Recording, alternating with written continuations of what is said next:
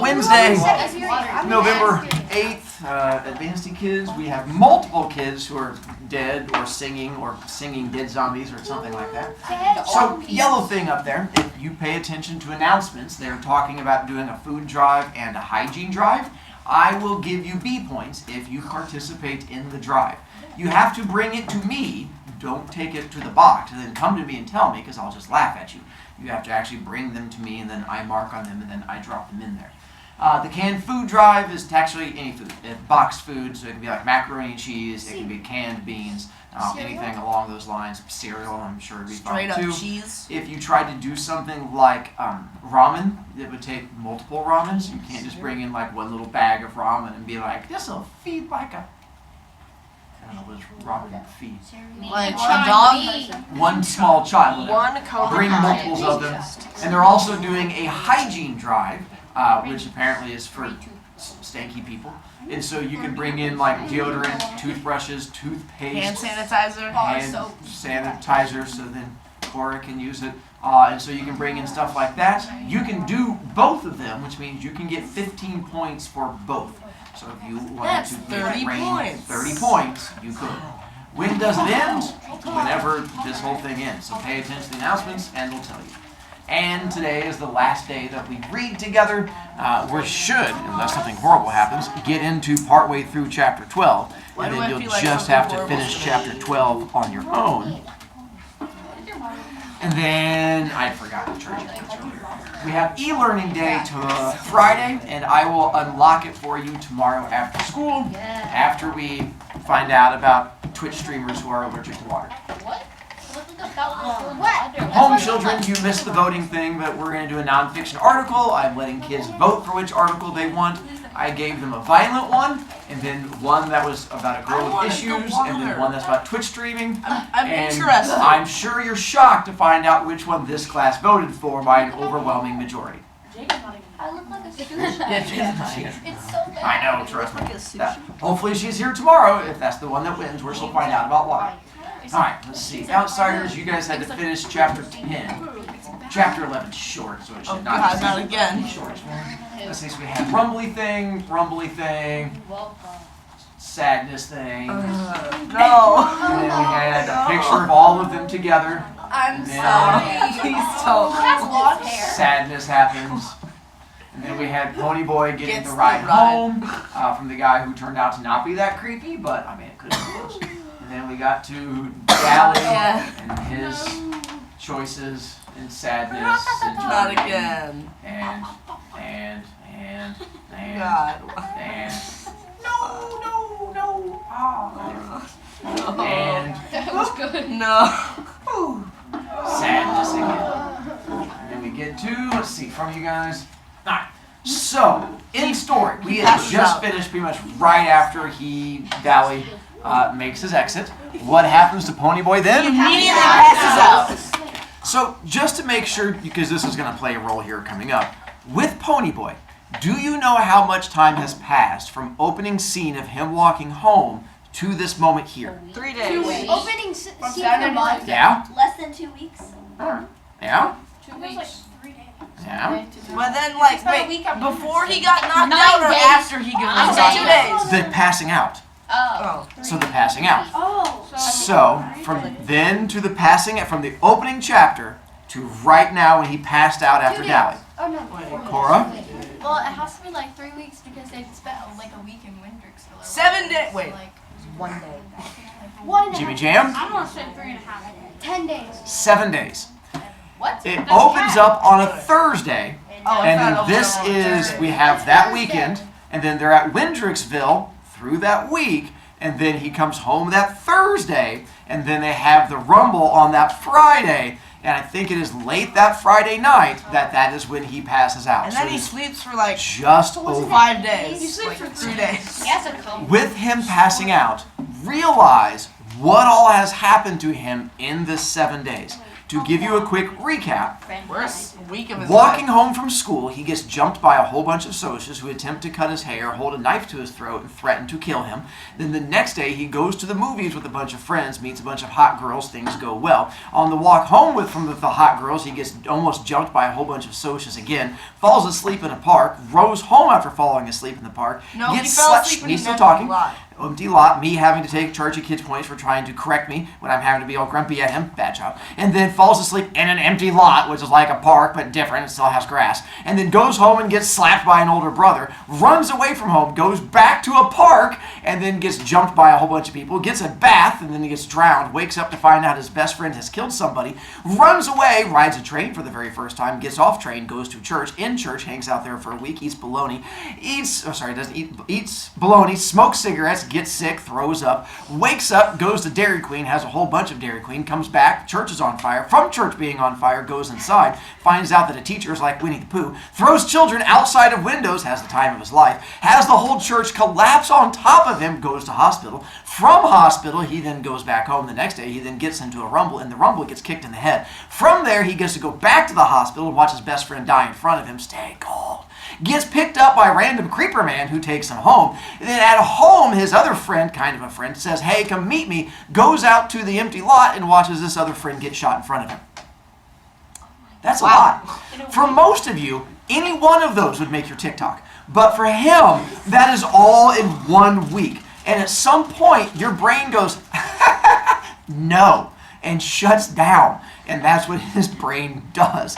It just goes, that's too much, and just goes, and just powers down. And that's when he goes, crumple, and then falls down. And that's why he's passed out for several days, is because his brain kind of has to reset after all of that. And that's where that sickness comes in. It's a lot of the concussion and the fact that he's dealt with a whole lot. He's also undernourished from living off of cigarettes and bologna for an entire week. Probably not something we would recommend to you. And so at some point, his body just sort of quits. And then while he is in that whole waking up from being sick for a few days, what was his big worry with dairy? If he didn't ask for him while he was asleep. He keeps wondering, did I ask for dairy? So here's your thinker question. Why is that a thing he keeps worrying about? Why does he keep bringing that up? Yes, Grapple. Because he wants Dairy to know that he cares about him. Why not is that? just soda pop. And why is that? What causes that to be so important to him? Because you are definitely on the right track. Smithy? That's a good answer. Gussie? Dolly just died. Part of it. And what was the last big interaction he had with Dairy? Slap. Part That 3. whole getting slapped thing when he said, I hate you! And then he ran away from home, and then he was gone for a week when he was like, I hope Dairy dies, I don't like him at all. And now he was worried about the fact that that was part of his brain coming back and trying the whole I hate Dairy. And so that's why he keeps asking about Dairy, because he's afraid his subconscious was sort of cutting him out. Luckily, it didn't happen though. And what gift did Johnny give to him from the hospital? The copy of Gone. And that was where that Gone with the Wind copy came in. And that's going to come back again in chapter 12. But for now, it is time for chapter 11. Why'd you have to put 2 rights? I'm scared now. Stop with the rights. Right? Left. No, he's just tricking us. No, Yeah. he isn't. I'm just tricking you. Don't worry about it. He isn't. Yeah, He's a master pranking us. trickster. Yeah, Jerry like Oh my gosh. Jerry will never die. Jerry comes in and Jerry has plot. I just hear weird things and I look over and they're just happening from your direction. So I don't know if it's a coincidence. Chapter 11. I had to stay in bed a whole week after that. That bugged me. I'm not the kind that can lie around looking at the ceiling all the time. I think I have a... There we go. I read most of the time and drew pictures. One day I started flipping through one of Soda's old yearbooks and came across a picture that seemed vaguely familiar. Not even when I read the name Robert Sheldon did it hit me who it was. And then I finally realized it was Bob. I took a real good long look at it. The picture didn't look a whole lot like the Bob I remembered, but nobody ever looks a whole lot like his picture in a yearbook anyway. He'd been a sophomore that year. That would make him about 18 when he died. Yeah, he was good looking even then, with a grin that reminded me of Soda's, and kind of reckless grin. He'd been a handsome black-haired boy with dark eyes. Maybe brown like sodas, maybe dark blue like the shepherd boys. Maybe he'd had black eyes like Johnny. I'd never given Bob much thought. I hadn't had time to think. But that day I wondered about him. What was he like? I knew he liked to pick fights, had the usual social belief that living on the west side made you Mr. Super Tough, looked good in dark wine-colored sweaters, and was proud of his rings. But what about the Bob Sheldon that Cherry Valance knew? She was a smart girl. She didn't like him just because he was good-looking. Sweet and friendly, stands out from the crowd. That's what she had said. A real person, the best buddy a guy ever had, kept trying to make somebody stop him. Randy told me that. Did he have a kid brother who idolized him? Maybe a big brother who kept bugging him to not be so wild. His parents let him run wild because they loved him too much or too little. Did they hate us now? I hope they hated us, that they weren't full of that pity the victims of environment junk the social workers kept handing Curly Shepherd every time he got sent off to reform school. I'd rather have anybody's hate than their pity. But then, maybe they understood, like Cherry Valance. I looked at Bob's picture, and I could begin to see the person we had killed. A reckless, hot-tempered boy, cocky and scared stiff at the same time. Hey, Pony Boy? Yeah. I didn't look up. I thought it was the doctor. He'd been coming over to see me almost every day, although he didn't do much except talk to me. There's a guy here to see you. Says he knows you. Something in Derry's voice made me look up, and his eyes were hard. His name's Randy. Yeah, I know him. Do you want to see him? Yeah, sure. Why not? Who's Randy? The guy who was just thinking about What a it. coincidence. But not Bob. Why is he on Randy. money? Because he's a social. He just I thought they just walked around with money all the time. he It just just made goes, sense. He just goes Trying to around find a good clutching picture. money in his hand. A few guys from school had dropped by to see me. I have quite a few friends at school, even if I am younger than most of them and don't talk much, but that's what they are. School friends, not buddies. I've been glad to see them, but it bothered me because we live in kind of a lousy neighborhood. Our house isn't real great. It's run down looking and everything, and the inside's kind of poor looking too, even though for a bunch of boys, we do a pretty good job of house cleaning. Most of my friends at school come from good homes, not filthy rich like the socials, but middle class anyway. It was a funny thing. It bugged me about my friends seeing our house, but I couldn't have cared less about what Randy thought. Hi, Pony Boy. Randy looked uncomfortable standing in the doorway. Hi, Randy. Have a seat if you can find one. Books were lying all over everything. He pushed a couple off a chair and sat down. How you feeling? Cherry told me your name was on the school bulletin. I'm okay.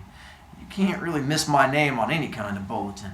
He still looked uncomfortable, though he tried to grin. You want to smoke? I offered him a weed, but he shook his head. No thanks. Pony Boy, one reason I came here was to see if you were okay. But we got to go see the judge tomorrow? Yeah, I said, lighting a cigarette. I know. Hey, holler if you see one of my brothers coming. I'll catch it for smoking in bed. My dad says for me to tell the truth and nobody can get hurt. He's kind of upset about all this. I mean, my dad's a good guy and everything, better than most. And I kind of let him down, being mixed up in all this. I just looked at him. That was the dumbest remark I'd ever heard anyone make. He thought he was mixed up in this? He didn't kill anyone. He didn't get his head busted in a rumble. It wasn't his buddy that was shot down under a street light. Besides, what did he have to lose? His old man was rich. He could pay whatever fine there was for being drunk and picking a fight. I wouldn't mind getting fined, Randy said, but I feel lousy about the old man. This is the first time I've felt anything in a long time. The only thing I'd felt in a long time was being scared. Scared stiff. I'd put off thinking about the judge and the hearing for as long as I could. Soda and Derry didn't like to talk about it either, so we were all silently counting off the days while I was sick, counting the days that we had left together. But with Randy sticking solidly to the subject, it was impossible to think about anything else. My cigarette started trembling. And I guess your folks feel kind of awful about it too. My parents are dead. I live here with just Derry and Soda, my brothers. I took a long drag on my cigarette. That's what's worrying me. If the judge decides Derry isn't a good guardian or something, I'm liable to get stuck in a home somewhere. That's the rotten part of this deal. Derry's a good guardian. He makes me study, knows where I am and who I'm with all the time. I mean, we don't get along so great sometimes, but he keeps me out of trouble. Or did. My father didn't yell at me as much as he does. I didn't know that. Randy looked worried. He really did. So even worried because some kid greaser was on his way to a foster home or something. That was really funny. Okay, I don't mean funny. You know what I mean. Listen to me, Pony. You didn't do anything. It was your friend Johnny that had the knife. I had it. I stopped him. He was looking at me strangely. I had the knife. I killed Bob. Randy shook his head. I saw it. You were almost drowned. It was that black-headed guy that had the switchblade. Bob scared him into doing it. I saw it. I was bewildered. Now, I killed him. I had a switchblade, and I was scared they were going to beat me up. No, kid, it was your friend. The one who died in the hospital. Johnny's not dead. My voice was shaking. Johnny's not dead. Hey, Randy. Derry stuck his head in the door. I think you better go now. Sure, Randy said. He was still looking at me kind of funny. See you around, Pony. Don't ever say anything Don't ever say anything to him about Johnny, I heard Derry say in a low voice as they went out. He's still pretty racked up mentally and emotionally.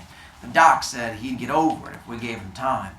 I swallowed hard and blinked. It was just like all the rest of the socials, cold-blooded mean. Johnny didn't have anything to do with Bob's getting killed. Ponyboy Curtis, put out that cigarette. Okay. I put it out. I ain't gonna go to sleep smoking, Derry. If you make me stay in bed, there ain't anywhere else I can smoke. You're not gonna die if you don't get a smoke. But if that bed catches on fire, you will. You couldn't make it to the door through that mess. Well, golly, I can't pick it up and Soda doesn't, so I guess that leaves you. He was giving me one of those looks. All right. That don't leave you.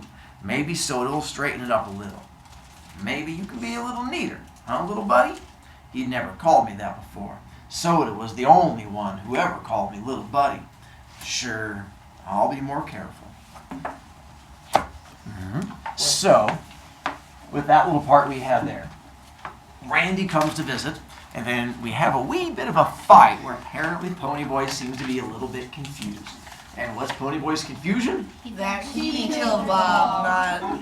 And so that's where this whole confusion comes in about Ponyboy declaring that he killed Bob as opposed to Johnny saying It's that going to he be killed very Bob. confusing with the judge. It is definitely going to be confusing with the judge. So, any guesses as to why Ponyboy is convinced that he's the one that killed Bob as opposed to Johnny? Smithers? I think because, when he convinced himself that Johnny wasn't dead.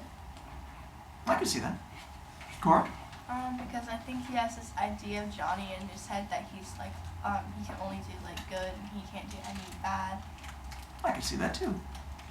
Sanka? Huh? Oh, I thought you were raising your hand there. I think that's pretty much on. I mean, the problem is he's in such a rough spot that he wants his best friend to be alive. And so to bring Johnny back alive, we know Bob is still dead. Someone had to kill Bob. So if it wasn't Johnny that killed Bob, who's the only other person it could be? And so that's where he's like, I really want my best friend to be alive and to be a good person. So the only way that happens is if someone else killed Bob. So he is now trying to convince himself that he's the one that killed Bob and Johnny was completely innocent. The problem is that's not what actually happened, but he's trying to do his best. Yeah? So does that mean when he goes to court, he's going to confess that he killed Bob? Something like that. Oh. Chapter 12. Final chapter. The final chapter. I hope. I don't know anymore. You can go ahead and throw this picture up for you. Wow. They're also good. Why is the one kid's head so Wait. small? So scary. They look like they're next to I him. don't know. Pony Well, Boy they Zero. are. It's because their faces were going towards the judge, but I couldn't make that work when I was trying to put their heads Yeah, on it them, almost so- looks like their necks are turning. Yeah, they're 360. turning around to look at you, the audience. And just the way it But their works. body isn't turned. It just looks And like so, their necks are turned. That's Pony Boy, so he's got the small head because he's the youngest. I understand. And then you got Soda Pop and you got Dairy. Is that And then Randy? those are people we'll find Wait, out I about in a thought- second. I thought Pony Boy was older than Soda Pop.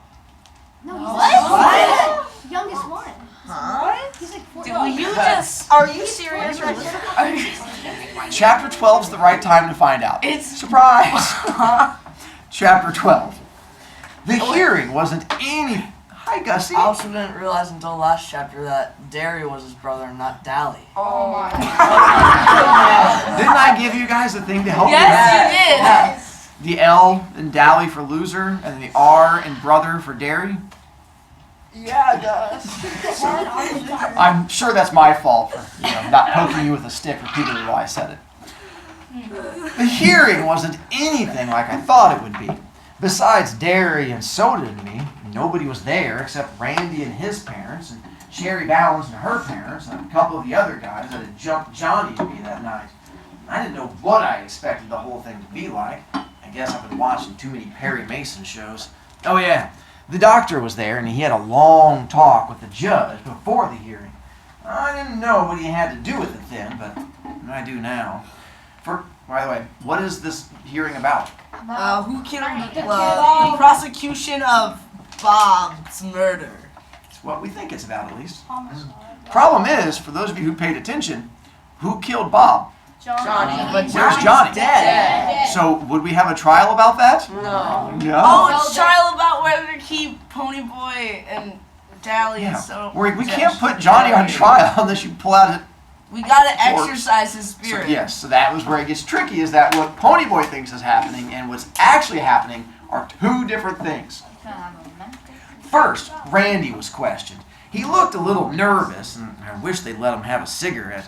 I wish they'd let me have a cigarette. I was more than a little shaky myself. Derry had told me to keep my mouth shut no matter what Randy and everybody said, and that I'd get my turn. All the socials told the same story and stuck mainly to the truth, except they said Johnny had killed Bob, but I figured I could straighten that point out when I got my turn. Cherry told them what had happened before and after Johnny and I had been jumped. I think I saw a couple of tears slide down her cheeks, but I'm not sure. Her voice was sure steady, even if she was crying. The judge questioned everyone carefully, but nothing real emotional or exciting happened like it does on TV. He asked Derry and Soda a little bit about Dally, I think to check our background and find out what kind of guys we hung out with.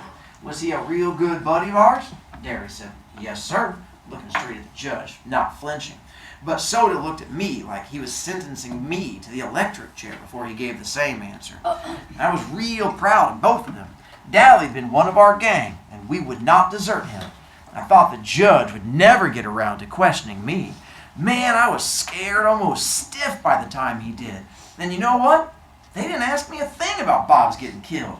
All the judge did was ask me if I liked living with Derry, if I liked school, what kind of grades I made, and stuff like that. I couldn't figure it out then, but later I found out what the doctor had been talking to the judge about. I guess I looked as scared as I really was, because the judge grinned at me and told me to quit chewing my fingernails. That's a habit I have. Then he said I was acquitted and the whole case was closed, just like that. Didn't even give me a chance to talk much, but that didn't bother me a lot. I didn't feel like talking anyway. And I wish I could say that everything went back to normal, but it didn't, especially me. I started running into things like the door. I kept tripping over the coffee table and losing things. I always have been kind of absent-minded, but man, then I was lucky if I got home from school with the right notebook and with both shoes on. I walked all the way home once in my stocking feet. Didn't even notice it until Steve made some bright remark about it. I guess I just left my shoes in the locker room at school, but I never did find them. And another thing, I quit eating. I used to eat like a horse, but all of a sudden I wasn't hungry. Everything tasted like bologna. I was lousing up my schoolwork too. I didn't do too badly in math because Derry checked over my homework and that, and usually caught all my mistakes and made me do it again. But in English, I really washed out. I used to make A's in English, mostly because my teacher made us do compositions all the time. That means writing essays. I mean, I don't talk good English. Have you ever seen a hood that did? But I can write it good when I try. At least, I could before. Now I was lucky to get a D on a composition.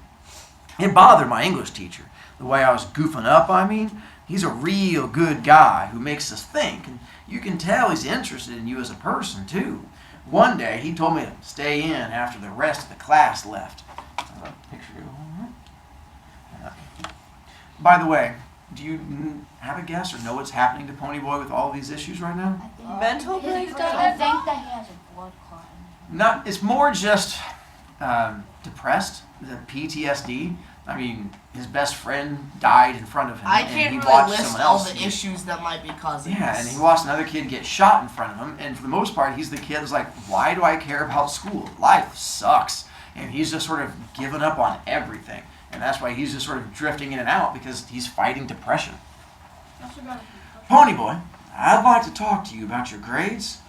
Man, I wished I could beat it out of there. I knew I was flunking out in that class, but golly, I just couldn't help it. There's not much to talk about, judging from your scores. Pony, I'll give it to you straight. You're failing this class right now. But taking into consideration the circumstances, if you come up with a good semester theme, I'll pass you with a C grade. This means big essay. Taking into consideration the circumstances. Brother, was that ever a way to tell me he knew I was goofing up because I'd been in a lot of trouble? At least that was a roundabout way of putting it. The first week of school, after the hearing, had been awful. People I knew wouldn't talk to me, and people I didn't know would come right up and ask me about the whole mess. Sometimes even teachers, and my history teacher, she acted as if she was scared of me, even though I'd never caused any trouble in her class. You can bet that made me feel real tough. Yes, sir. I'll try. What's the theme supposed to be on? Anything you think is important enough to write about. And it isn't a reference theme. I want your own ideas and your own experiences. My first trip to the zoo. Oh boy, oh boy. Yes, sir, I said, and I got out of there as fast as I could. At lunch hour, I met Two-Bit and Steve out in the back parking lot, and we drove over to a little neighborhood grocery store to buy cigarettes and Cokes and candy bars. The store was the Grease Hangout, and that was about all we ever had for lunch. The Socias were causing a lot of trouble in the school cafeteria, throwing silverware and stuff, and everybody tried to blame it on us greasers. We all got a big laugh out of that. Greasers rarely even eat in the cafeteria. And that's where we're going to stop. See? Now I'm Happy note. depressed. No one died. It's all good. Huh? Right. Ponyboy's gonna die. And your checkpoint will be end of book, and we'll talk about it Monday. I'll think go over maybe, some yeah. example things to help you guys out.